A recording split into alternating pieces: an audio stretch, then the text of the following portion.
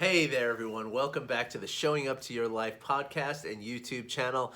My name is Art Burns, and as always, I am really excited to be here with you today to share some thoughts, some concepts, and most importantly, some practice ideas to help you to reduce stress in your life, to increase your emotional intelligence, which is just the ability to see and regulate your emotions and understand the emotions of others, and to do all this for one primary reason, and that is so that you can show up in your authenticity and in your genuine, wonderful, amazing self to this life that we're living, right? Because the purpose of this life is not to struggle. It's not to, it's not to suffer. The purpose of this life is to be who we are and to learn about ourselves and to be our own friends, right? And that's what I was saying yesterday, right? Like that's one of the things that a friend of mine just pointed out to me, that meditation is all about becoming your own friend. And I think that's just so beautiful. And so that's what I'm here to do. And I hope that you all get the benefit from this. I hope that it's coming through to you. I hope this intention is coming through and is actually working for you. But no matter what, I'm going to still show up every day and deliver these messages. So I appreciate you all who are out there listening and watching. And I do, as always, I say this at the end of every session here, at the end of every post here, I do really love the interaction that I get with some of the people here. That I get emails from people thanking me for what they've learned from some of these videos and podcasts, and I love that. So if you feel like you want to kind of put out a little hello kind of email, I love to see it, or a comment in YouTube too. That's fine too. So anyway, before we get into today's topic, which is a follow-up from yesterday, I want to make an announcement. I want to just kind of remind everybody. I mentioned this in another video. Actually, I did a whole video about this, very brief video. I don't know if you saw it, but I am launching a very special mini coaching course for next week. Okay, I know it's kind of late notice, but there's no preparation involved. All you got to do is send me fill out a 3-question registration form. It's super simple, real laid back. There's no stress involved here, and we'll do everything financially through Venmo, so it's no big deal. There's still plenty of time to join this and to invite any friends that you have. Starting Monday and ending Friday, it's going to be one Zoom meeting each day. It's going to last about an hour, and I'm going to go over, we'll do some guided meditations. I'm also going to give you tips and techniques and simple little things that you can do, that don't take much time. I promise you, it does not take much time, but things that you can do to reduce the stress that you're feeling, especially here in the holidays. While I was kind of doing a little research, I'm all about the numbers, as you well know, and I tell you all the time that 77% of American adults experience chronic stress. Well, 53% of American adults, is according to a poll that was conducted, say that their stress increases at the holidays. So that's more than half of us, right? So anyone out there who is struggling right now, and if you know someone who is struggling right now, please just, I sent out the email again. I sent another email today. If you'd like information, you didn't get any of these emails, or you're not on my email list, then just comment below, okay? Or send me an email. Or better yet, I created a web page for this. So you can go to my website, artburnscoaching.com, and one of the tabs is called Mindful for the Holidays, okay? Or you can go, I think you can write in artburnscoaching.com/ mindful for the holidays, and that should bring you to the page. But if you have any trouble, please, you can just always get in touch with me through this wherever you're watching this. Just comment or reply or whatever, and I'll get back to you. It's super simple, like I said, to register, and you just show up. 5 meetings, 5 days at 11 a.m. Mountain Time, which is 10 in the West Coast. I always get this, it's so confusing. I grew up on the East Coast. I've lived in Colorado now for 3.5 years, and I still get all confused. But it's 10 on the West Coast, 11 Mountain, noon on the Central, and 1 p.m. on the East Coast. So again, there's plenty of time to still get in. I'm trying to limit it to about 10 to 15 people, depending on how how many people express interest. I can always create another group. No big deal. But let me know if you're interested. All right. So thank you. Now that business is out of the way, Yesterday during my during the video, I got like this kind of brainstormy kind of idea as I was talking about anger, and so I actually had to go listen to the video again while I was driving doing some errands. I had to listen to my own video to remember what it was that I wanted to do, and that happens. But anyway, when I was talking about anger, but specifically, very very specifically, something that happens when our anger is triggered, right? And that thing is that, as I was talking about, and again, I am just it was a lot for me yesterday to talk about how angry I used to be and how many times I actually used to raise my voice with others. Like, I used my voice and the tone of my voice, the volume of my voice, I used it as a weapon, and I'm not proud of that, and I'm not happy about that. And if I could go back and apologize to every single person, I would do so in a heartbeat. But it is what it is, and I accept myself for who I was, and I accept myself proudly for who I am, because I'm no longer that way.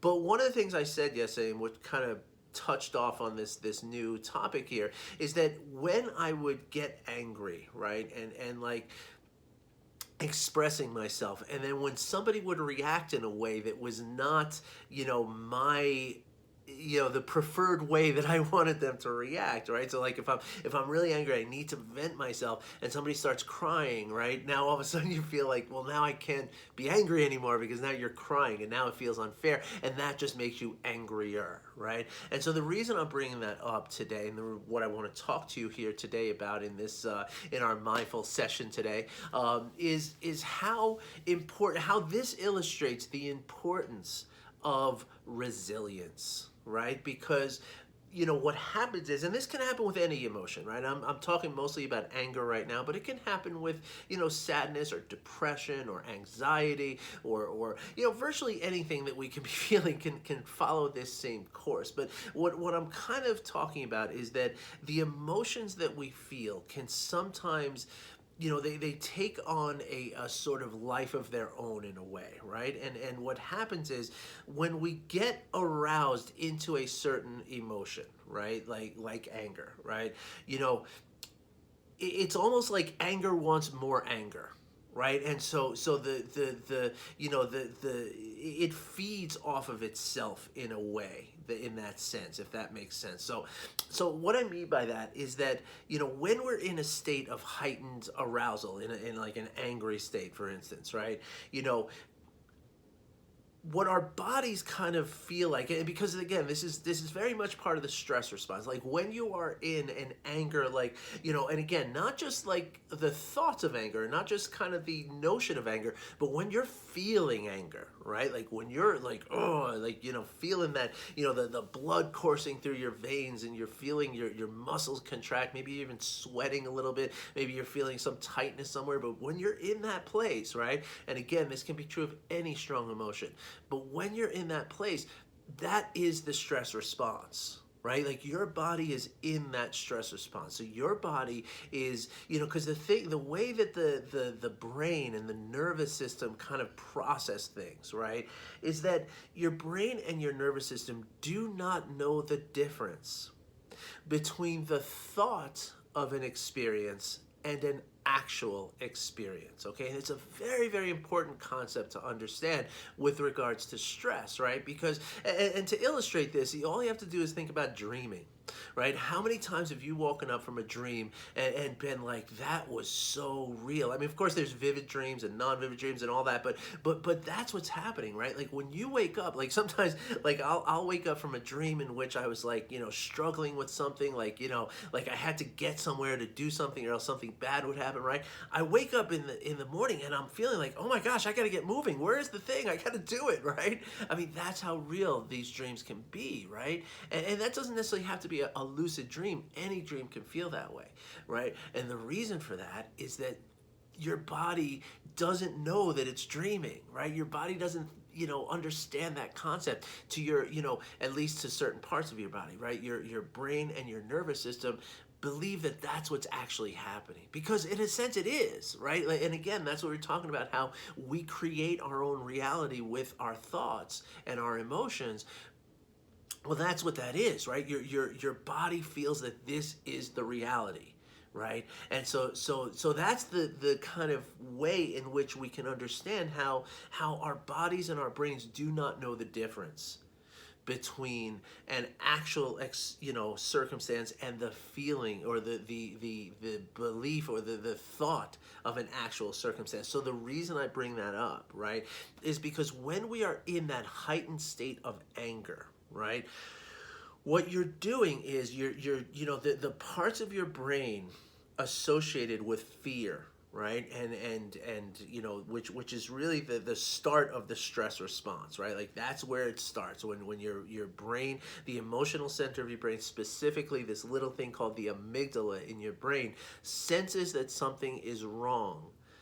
It kind of triggers a chain reaction that gets into your glands and your endocrine system and starts the production of cortisol and adrenaline, and that's when we get into this stress response, right? So that's how it happens. And so when you're feeling a very high level of emotion, right, your body, that part of your brain, I should say, is like, holy crap, something is wrong, and we have to protect ourselves from this thing that is wrong, right? And the only way that your brain and your nervous system and the rest of your body knows how to do this on its own, right, without the thinking part of your brain, I'm talking about the emotional, like kind of automatic part of your brain, the only way it knows how to deal with something that is wrong is to create this stress response, right? And so if you kind of create the stress, so not if you create it, but so like when you get angry about something, right? Now, it's also important at this point to understand, and very briefly, I don't want to get too into the psychology and stuff like that, but it's important to understand that virtually every negative emotion, and that's not to say bad emotions, right? That's to say emotions on the negative polarity, right, of the repelling emotions, right? Emotions are either drawing you to something or repelling you away from something, right? So anything on that line of the repulsion, right? That negative, like, no, I don't want that, right? It's all going to be rooted in fear, okay? And again, that amygdala is known as the fear center of the brain, right? So anytime that you're feeling a sense of fear, which again, what made you angry? Right, like the anger happened because you felt that something wasn't fair, or something wasn't right, or some shortcoming was experienced on your part, right? Like you didn't get what you deserve somehow, and therefore you're angry. Well, really what you are is you're afraid of what it means to not get what you want, right? And that leads to the anger, and that leads to expressing that through that that anger, right? And again, that could manifest itself in many different ways. Some people get angry and explosive and outward. Other people go inward and get kind of timid and scared and protective. Other people might break down crying because that emotion. But all of them, right, are part of, again, that stress response, or all of them are associated with the stress response and the heightened arousal that's going on in your body. And the reason why that's important to understand is because once you're in that place of heightened arousal through, it's always such a funny term to use because I'm not using it in a very positive way, although, arousal is usually considered something positive. But when you're in that state of heightened arousal through the stress response, right, you're in survival mode, right? And so now the only thing your brain and your nervous system, brain is part of the nervous system, but the only thing that your whole nervous system is concerned with at that point is keeping you safe, is surviving what it is that's going on, okay? And again, the only way it knows how to survive, right, even though it's a mental and emotional thing that's happening, right, the only way your brain and your nervous system and the rest of your body knows how to deal with this thing, even though it's just a mental, a mental or emotional experience, the only way your brain and body know how to deal with it, and your nervous system, is through this stress response, right? It's through a physical response to something that is not physical at all, right? I mean, I guess emotions are physical, but you know what I mean, right? It's not something that's a danger. It's not somebody coming and trying to punch me, right? It's just this idea that I have that's triggered this sense of survival for me, right? Now, here's the reason why I'm saying this, right? Is because once we're in that survival mode and once we're operating from that survival mode, then things like heightened emotions are the only things we're going to have available to us, right? And of course, we're not thinking with the thinking part of our brain, right? We're thinking with the emotions of our brain. And what's going to happen then, right? We're going to keep feeling the trigger of the fear, which is manifest again in many different ways, right? It can come out as anger, it can come out as shame, it can come out as guilt, it can come out as jealousy, as all these different things. But that's what's happening, right? And as long as we're in the stress response, that's the only, becomes like a feedback loop, right? It's the only thing that we're going to be able to process, right? Everything is going to happen through that emotion that we're experiencing. And that is why, what happens is it goes from bad to worse, right? And here's the other problem with that, right? Is that when I'm feeling this level of anger and this, trigger of whatever, emotion it is, right?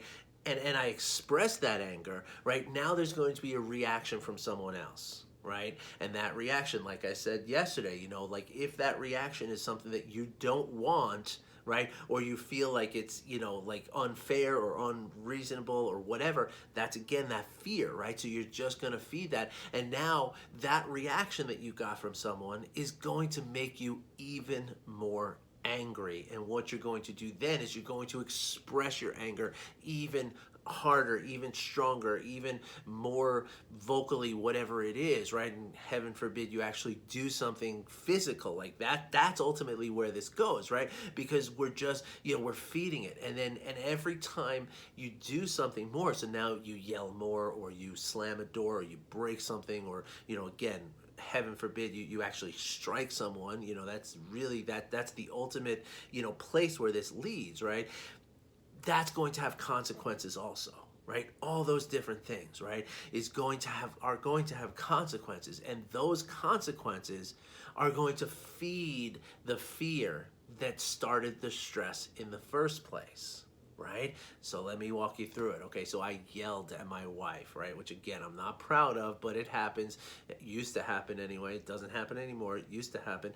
Yell at my wife starts crying. Gosh darn it, that's not fair. So now I yell again. Now my wife, maybe she cries more, maybe she runs into a room and slams the door behind her, maybe she yells back at me. Maybe at some point, that's what happens. Now I react to her, right? Don't run away from me.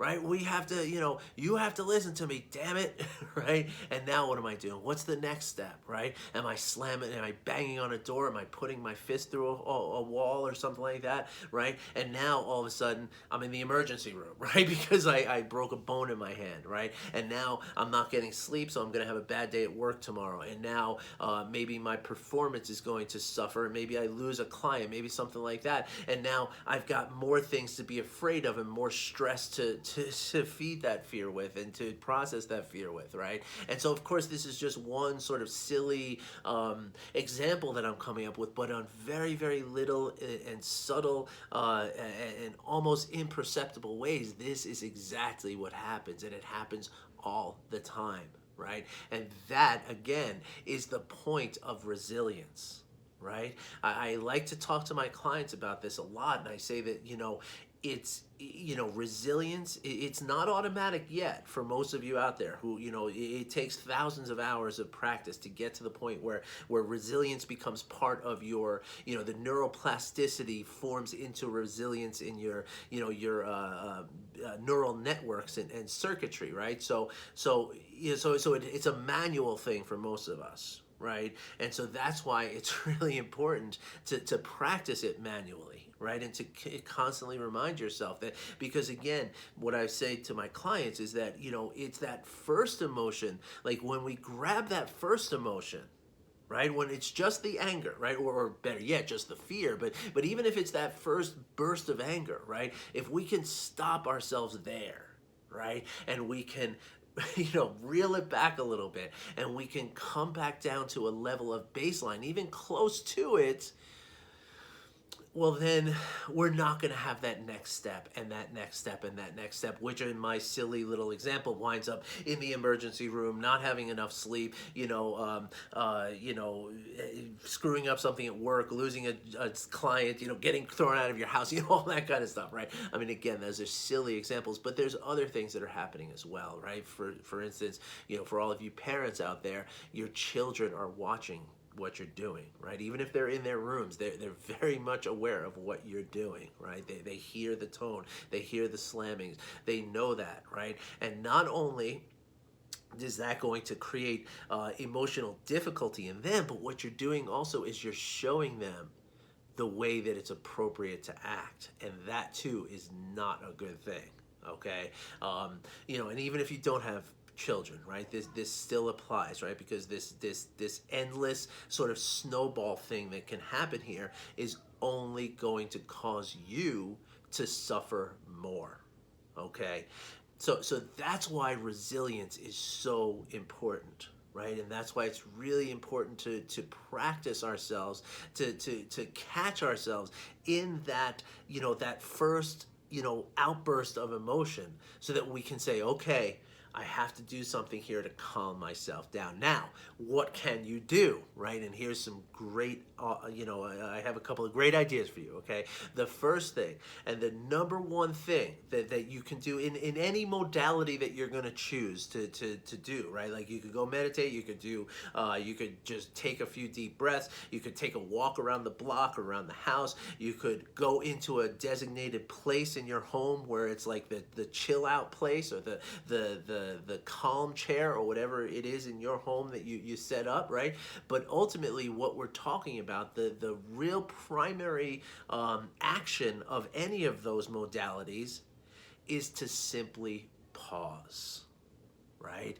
Just pause. Just say, okay, no matter what's going to happen out there, right? And I actually worked at one point with a couple, right? And I'm not a couples therapist by any means, or it's not my specialty to work with couples, but work was going so well with one of my clients that she asked me, could we bring my husband into this, because we're having a really hard time. And the very first thing that we worked on that helped enormously was just remembering to pause, right? So anytime we got into any kind of argument of any sort, and I had them set a timer. You set a timer for 3 minutes, and both of you go into different rooms. Right? And what you do in those rooms, that's a matter of preference of modality, right? Maybe you do 50 push-ups, maybe you meditate for 3 minutes, maybe you do jumping jacks, maybe you listen to music, maybe you write in a journal, maybe you call a friend, maybe you go on Facebook, maybe that's what does it for you. But whatever it is, do that thing that is going to, the key is with the pause, the key is not to keep thinking about the thing that you're angry about, right? Because the more thoughts that go through your mind about it, the more, again, your brain thinks that it's still going on. So it's going to continue the cortisol and the adrenaline and keep you wound up. So at that point, 3 minutes goes by, you're still going to be just as angry, right? So the idea is to bring that anger down.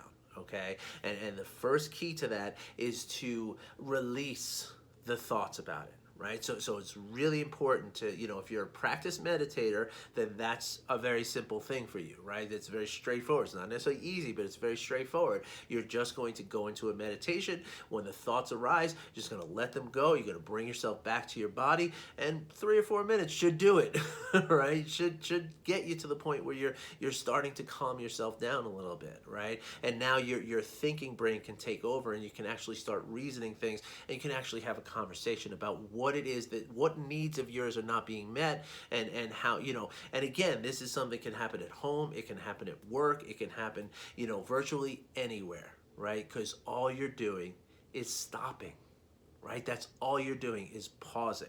right? And then doing whatever modality during that pause that you have to do. Now, of course, in the workplace, it gets a little tricky. And if you want some specific workplace modalities, I can certainly work with you on that. But generally speaking, you're not going to get to that level of arousal, right? Generally speaking, that kind of anger is saved for the people, unfortunately, who are closest to us, right? So the other, the other kind of concept here, right? And again, for all of you with kids at home, I cannot stress enough, before I get to my next point, cannot stress enough the value of having a designated place in your home that is for this purpose, right? For just pausing and calming down. Because if you can teach your young children, not teach them how to do it, but if you can simply show them that this is the normal thing that people do, I'm telling you, you are doing more for them than just by doing that. You're doing more for them than 100 parenting books are going to teach you how to do. I promise you that. Okay.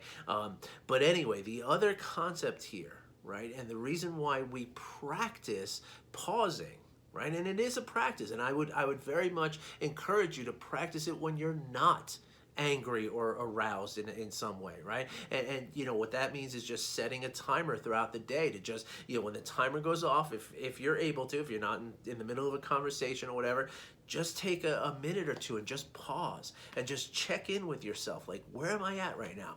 My clients, I have them check in with 3 different particular kind of areas, right? First, the body. Okay, just scan your body real quick. Notice what you're feeling, right? Just notice it, right? There's nothing that you're trying to find, nothing good or bad, just noticing, right? Second, the emotions. What am I feeling right now? And again, you're doing it during a sort of, quiet time, a normal time, not when you're super aroused. You're practicing it so that you're ready when you're super aroused, right? So when you're super aroused, obviously the emotion is going to be obvious. But when you're just in the middle of your day, it's like, what am I feeling right now? I guess I'm feeling kind of happy right now. This is cool. Or wait, I'm a little worried about, I didn't realize that I was worried, right? So just check in with that, right? And then finally check in with your thoughts. Like, what kind of thoughts are you having? You're having thoughts that are happy and pleasant and positive, or are you thinking like, worry and what have you, right? And bringing that awareness is, again, that is increasing your capacity for emotional intelligence, or as they would say, the EQ, right? The emotional quotient, like an IQ, right? Was when you're measuring your emotional intelligence. And so finally, here we are at the end of this very long video. Finally, I would say that the reason why we practice, right? Because I don't know if you remember the other day, I mentioned this during when I was talking about the 4 constituents of well-being, how, whether we're doing so intentionally, right? Like I just explained to you, like you can intentionally practice the pause, right? You can intentionally do that every day. And if you do that for a few weeks, it's going to start becoming automatic for you. So then when you feel yourself getting into that anger or whatever high emotion place, the pause will be like almost automatic, right? And so whether we're doing a practice like that intentionally, or we are unwittingly practicing, we're practicing something. So my point is that if you find yourself getting that anger thing, or if it for you is like, you tend to cry, or you tend to, shut down, or whatever it is, that's what you're practicing. And so bringing awareness to that fact is really, really big here, right? And to be honest about it, right? A lot of times when we're feeling something like anger, or any of these other big emotions, we become ashamed of them. And we become like, we don't want to face them. We don't want to know about that, right? Well, mindfulness is all about turning towards those things and acknowledging them for what they are. Okay, you don't have to love it, but if you don't acknowledge it, then you can never really work on it. Right? So acknowledging the fact that that is what you're practicing unwittingly, all of a sudden setting that intention that I want to be aware of when I'm practicing anger, right? Well, all of, just setting that intention and just bringing awareness to it and your attention to it, where your attention goes, your energy flows. So just that step is going to help to reduce it off the bat before you even do a single other thing about it. So I invite you to really kind of have the courage to do that, right? To acknowledge those areas in which your emotions are very, maybe they get in the way. Maybe, again, are they keeping you from showing up to your life? Right? Because again, when you're in that heightened emotion, when life reaches out to you and wants to interact with you, you're not there for it. You just can't be, because you're too busy with all this stuff. All right, folks. So I hope you found that interesting and helpful. And again, if you have any questions, or if you would like to talk about some specific modalities for the workplace, because that gets a little more tricky, right? You can't just walk out of a meeting and be like, oh, I'm going to my happy place in the corner over here. That's not always available for you, but there are other things that are available for you. So if you're interested in that, please let me know. I used to work in the corporate, corporate environment. I know exactly what it's like, so I can certainly help you figure that out, okay? And if you're a parent and you want to know more about how you can model some of these things for your kids, hit me up. I would love to talk to you about that too. All right. So thanks for listening, everybody. Thank you for watching, everybody. I really appreciate you. I want you to know that again and again and again, how grateful I am for all of you out there who watch these videos and listen to this podcast. I thank you. And so do the YouTube things, do the podcast things, do the Patreon thing if it moves you. But either way, I'm so happy that you're here, and I will be back on Monday. I hope you all have a great weekend. I hope you have a great day today, and I hope that you have every moment, right? It's not about the weekend. It's not even about the day. It's about this moment. And this moment alone is the only thing that we have. And in this moment, we can be who we are, and we can show up with all of ourselves to this moment. And I hope that's what you're able to do. And if you're not able to do, then try some of the practices that I talk about here, because that's how you do it. All right? Thank you, everybody. I wish you well. I'll be back again. Talk to you soon.